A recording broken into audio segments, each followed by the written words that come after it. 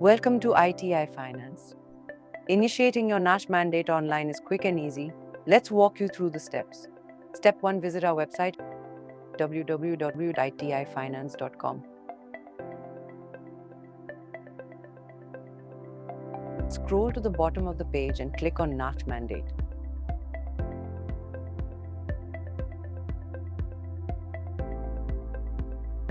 Enter your registered mobile number and click Get OTP.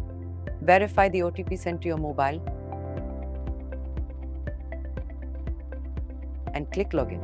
Once logged in, you will see 3 options: Mandate Creation, Mandate Amend, and Mandate Cancellation. Click on Mandate Creation. Select your loan number and choose between repayment NACH or security NACH. Fill in the required details: registered mobile number, registered email address, bank name and branch, IFSC code, bank account number, mandate start date and end date. Next, choose your mandate authentication mode in 3 options as with Aadhaar, API net banking or API debit card, physical mandate.